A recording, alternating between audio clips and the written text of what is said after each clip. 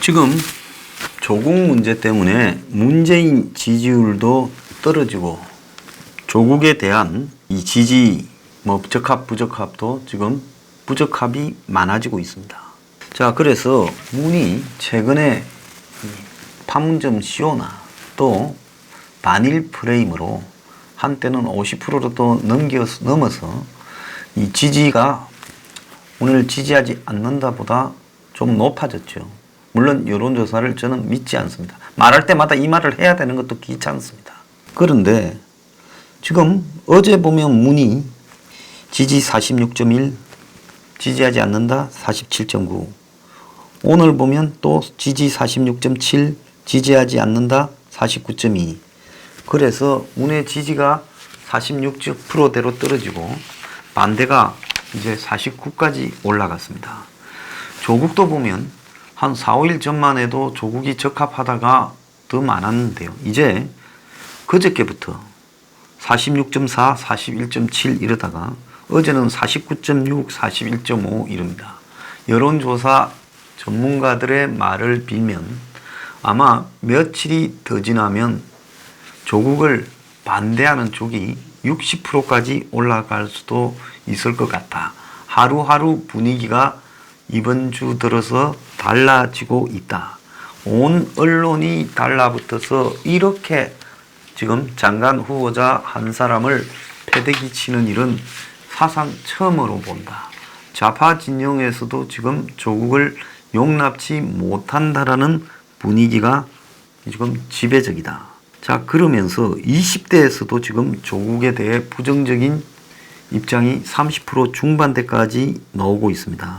이런 상황에서 지금 문은 자기 지지율이 떨어지고 또 더 나아가서 조국 때문에 지금 정치적인 총선 그리고 이후 대선까지의 여러 전국 구상들이 흐트러지는 상황까지 지금 발생을 하고 있는데 조국은 어제도 보면 큰 소리를 쳤습니다. 개혁만 보고 달려와 부족한 점이 있었다. 불법은 없었지만 더 많이 꾸짖어 달라. 딸 부정 입학은 명백한 가짜 뉴스다. 사퇴 요구를 일축하며 의혹을 반박하고 모든 사안은 청문회에서 밝히겠다. 자, 이렇게 했습니다. 자, 청와대는 딸 입학을 취소해라는 청원이 지금 쏟아지자 비공개로 이걸 못 보게 막았고 청와대 수석은 언론들이 자꾸 제목을 이상하게 달고 의혹을 부풀리고 있고 청문회에서 조국이 말하는 걸 들어봐야 된다. 미안하지만은 청문회는 그냥 통과시키기 위한 요식행위이기 때문에 청문회 이야기하는 것도 의미가 없습니다. 또 가족의 IMF 슬픈 가족사를 왜 조국과 연계시켰느냐? 가족의 지금 사기 비즈니스에 조국이 핵심적으로 역할을 한 부분도 지금 있다. 이렇게 바라보는 사람이나 언론 보도가 더 많다고 봅니다. 김상조는 조국 딸이 논문을 입시에 활용한 건 당시엔 불법이 아니었다. 언제부터 대한민국이 불법과 합법을 가지고 이야기를 합니까? 불법, 합법을 넘어서서 인간으로서 해서는 안 될 일을 법무장관 후보가 반복적으로 저질러서 깜도 안 되는 딸을 만약에 의사 입구까지 갖다 놨다면 그게 욕을 먹어도 싼 거지요. 서울대 환경대학원도 시험 치지 않고 들어갔다라는 거 아닙니까? 자, 여당은 의총을 열어서 인턴 특혜가 아니다. 이렇게 또 했죠. 청와대에서 어지간히 조지는 모양입니다. 자, 이렇게 아무리 문정권이 발버둥 치더라도 제가 봤을 때 사모펀드나 지금 재단 문제가 그거 심각한 거죠. 저런 후보는 없었을 겁니다. 아마 역대 장관하겠다고 나선 사람 중에요. 또 부동산 관련해서도 심각하고요. 그런데 그런 거는 국민의 이 감성 부분에서 문 지지층과 지지하지 않는 층으로 나눠지면서 한 40, 50%가 버텨줄 수 있습니다. 그렇기 때문에 그것 갖고는 버틸 수는 있어요. 그런데 절대 못 버티는 부분이 뭔가 하면 딸 문제. 유현진 방어율과 비슷한 딸의 지금 의전 학점. 그래서 지금 그게 한간에 번지면서 조롱거리가 되어가고 있다지 않습니까? 자, 그런데 청와대는 그러면 조국을 어떻게 할 것인가? 현재까지 청와대 입장을 보면 조국을 밀고 간다라고 지금 정해놓고 있어요. 여권의 일각에서 박용진 의원 등 일부가 이거 참 우려스럽다라는 말을 하고 있습니다. 자, 그런데 PK에 지금 운동권의 외양을 띠고 있지만 운동권은 아닌 이 조국이 그야말로 대선 후보 차원에서 선택이 되어서 이제 밀고 가기로 정해졌던 겁니다. 그러면서 사실상 조국을 갖다가 이제 자기 대선 주자로 정해놓고 조국을 캐리어를 관리해주는 단계에 본격적으로 진입한 것이 법무장관 임명입니다. 그래서 문의 입장에서는 지금 2년간 보니까 조국이 민정수석으로 들어와서 검찰의 윤석열이를 지휘해서 지금까지 보지 못한 형태의 적폐청산, 부패척결 이런 것들을 하면서 지난 정권과 보수를 초토화시켜버렸어요. 심지어 여권 내부에서조차 말 잘 듣지 않는 차기 주자들을 다 정리해버렸습니다. 그래서 이제 문재인과 조국이 두려워서 여당 내부에 달라드는 사람조차 하나 없이 거의 박정희 전두환 시대보다도 더 일사불란하게, 그때 공화당에서는 달라들어서 항명한 사람이 있었어요.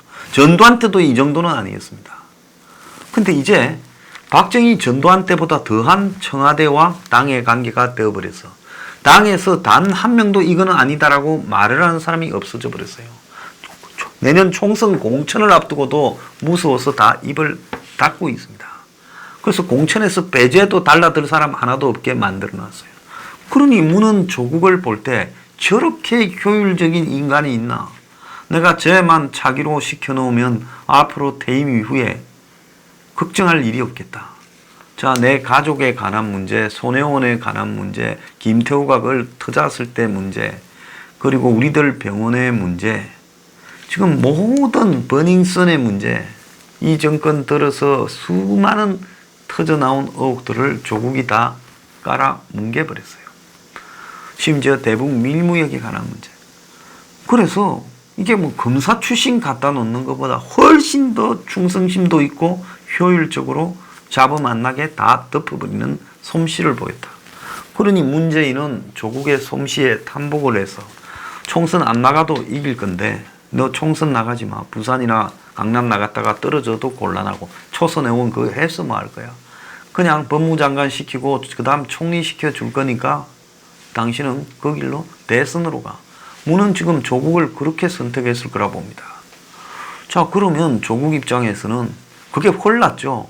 근데 이제 그 걱정거리가 하나 있었죠. 본인은 말을 못한, 아무에게도 말을 못한, 자본주의를 겉으로는 불살라버리자고 노동자 혁명을 하자 해놓고 속으로는 온갖 대한민국의 썩은 천민 자본주의 삼류 기득권들이 살아가는 방식을 그대로 따라서 살아왔어요. 자식 교육, 부동산 투기부터 시작해서 집안의 재산 정리부터요. 사람이 뭐 별 거 있습니까? 돈 문제하고 자식 문제에서 문제 생기면 그게 뭐 다 문제의 전부죠. 그 외에 특별한 거 있어요? 자, 그 문제에서 조국은 지금 대한민국의 그냥 도덕성 없는 썩은 상류층이 살아가는 방식을 답습을 했습니다. 아마 저 보진 않았지만 기생충에 노는 그 집안에 그런 사람들은 그래도 뭐 돈이 많아서 그렇게 살아가지만 그것보다 훨씬 썩은 지금 면모를 보여주고 있다고 봅니다. 자, 그런데 이 사람들이 사모펀드까지 민정수석 되고 넣은 거 보면 물론 민정수석 되기 한참 전부터 사모펀드를 논의했을 거라고 봅니다. 이미 2016년 11월, 2월 이럴 때 탄핵 걸리는 시점부터 다음 정권은 문재인이고 자신은 문재인 정권 하에서 민정수석을 한다라는 것은 이미 정해진 답이었을 거예요. 그러니 천하에 날고 기는 임종석도 조국을 당하지 못하고 쫓겨났죠. 자, 그런 조국이니까 청문회 쯤은 자, 내 앞에 윤석열을 보내보고 요 윤석열의 문제는 또 자기가 다 파악해놓고 있지 않겠습니까? 윤석열이 통과되고 나면 그 다음에 나는 그 길을 밟아서 그냥 가면 된다. 윤석열한테도 달라들지 못했던 사람들이 내한테 어떻게 달라들겠냐 이렇게 생각하고 가다가 그게 아니네. 언론들이 등을 돌리네. 야당이 저것들이 죽자고 달라드네. 이러면서 지금 이 사태에 부딪힌 겁니다. 제가 문재인의 스탈린그라드가 됐다 이 말에 뭐 스탈린그라드는 소련이 성정하다. 소련이 아니라 히틀러 측면에서 본 거죠. 흘러가요. 42년 7월부터 43년 2월까지입니까? 여기에서 쌍방 200만 명이 죽거나 다쳤습니다. 그냥 스탈린그라드가 사람 시체로 뒤덮인 거죠. 그때 히틀러는 이 스탈린그라드에 너무 소모를 해버렸어요. 원래는 이름이 치리친인가 그러고 지금은 볼고그라드죠. 볼가강 옆에 있다고. 그런데 스탈린이 집권하고 이름을 스탈린그라드라 하니까 그 이름에 집착을 한 거죠. 뭐 카프가스 지역에 석유가 통과되는 통로에 있는 도시다. 그게 중요한 게 아니죠. 이걸 점령해버려야 스탈린을 내가 제거했다라는 상징성이 있겠다고 그 이름에 집착하다가 나중에는 오기가 생기고 그래서 이제 그거 아무것도 아닌데 집착하다가 사실상 스탈린그라드에서 독일이 포위에 걸려서 남아있던 마지막 30만 명 중에 20만 명이 죽고 한 10만 명 가량이 포로가 되고 그 중에 6천 명 살아남았대요. 그 파울로스가 하는 원수도 항복을 해버렸지 않습니까? 자, 이래 되면서 그때부터 또 히틀러의 독일은 끝이 나버린 거예요. 자, 문 정권이 조국 카드에 집착하는 부분은 히틀러처럼 문재인은 이 조국에 집착해야 될 나름대로의 이후에 정치적 스케줄이 있다는 겁니다. 그래서 지금 조국을 버리자니 앞에 너무 많이 조국의 구도에 놓고 정리를 해버렸어요. 한번 보세요. 제가 작년에 일종의 의혹을 제기했지만 안희정, 이재명부터 시작해서 김경수까지 차례대로 그냥 데미지가 입지 않았습니까? 자, 그뿐입니까? 이제 여권 내부에 누구도 내가 대권 주자라고 달라들지 못하게 만들어버렸어요. 박원순도 조용하지 않습니까? 지지율도 다 떨어져 있어요. 그러고는 실제로 대권 주자로 뛰지도 않을 이낙연이를 위에 올려놓고 그러고는 1위를 달리고 있다고 지금 쇼를 하고 있지 않습니까? 이낙연이는 페이스메이커에 불과해서 언젠가는 조국하고 바톤 타치를 하겠죠. 그때까지는 누가 있어야 되는데 다 죽어버렸으니 이낙연이를 올려놓은 겁니다. 그냥 이런 값으로. 자, 이렇게 만들어 놓은 상황에서 이제 조국이 없는 자기 구도를 생각하려니까 답이 잘 안 나오는 거예요. 그리고 조국이 앞으로 총선까지 전부 정리를 해버려가 야당이, 한국당이나 야당이 숨도 못 쉬게 엎드리게 만들고 한국당의 지도부도 날려버리고 이런저런 계획들이 있었을 가능성이 크다고 봅니다. 그리고 제2의 이제 또 사정을 하려고 시작했겠죠. 90, 11월 달에요. 자, 그래서 총선 전에 한국당이 그야말로 아수라장이 되도록 만들어버려서 내부 분열도 유도하려고 했을 거라 봅니다. 그러고는 총선에 대성을 하면 이제 문이 총선 때 자기 또 핵심들을 40-50명을 당으로 더 집어넣어서 그러고는 이제 자기한테 별로 충성심이 약한 오래 해먹은 사람들은 다 쫓아내버리고 그래 당도 완벽하게 장악한 데서 그리고 총선 끝나면 법무장관 조국을 이제 이낙연이 한 3년 했으니까 많이 했잖아요. 좀 쉬세요 하고는 이제 조국을 앞에 총리로 내세워요. 그래가지고 조국이 한 총리 1년 반쯤 하다가 대선 직전에 던지고 나와서 대선으로 나가면 한번 보세요. 당 장악했고 국회 장악했고 달라드는 사람 없고 다 집어넣고 그래서 조국이 총리 법무장관 민정수석 출신이라 하면 자기보다도 스펙이 좋았다. 문이 대통령이 될 때보다 스펙이 좋지요. 자, 이 부분으로 안 될 게 뭐 있냐. 문은 그걸 굳혔다고 봅니다. 그래서 문은 지금 현행범이 아닌 이상 조국을 밀고 갈 거다. 이제 와갖고 조국 카드를 접으려고 하면 이거는 답이 안 나온다는 거죠. 조국을 놓고 지금 모든 걸 갖다가 생각해놨기 때문에. 그래서 제가 조국이 자기 대선 카드라고 1년쯤 전에부터 이야기를 하지 않았습니까?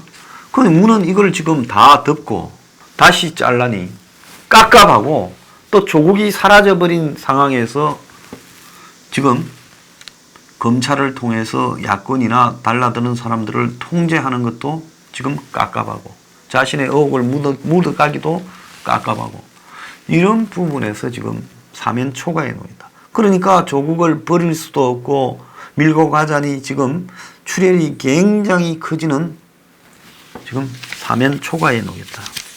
그러니 문이 보통 깝깝해진 게 아니라는 겁니다. 지금 문은 그야말로 이 조국 때문에 스탈린그라드 속에 들어앉은 격이 되어버렸습니다.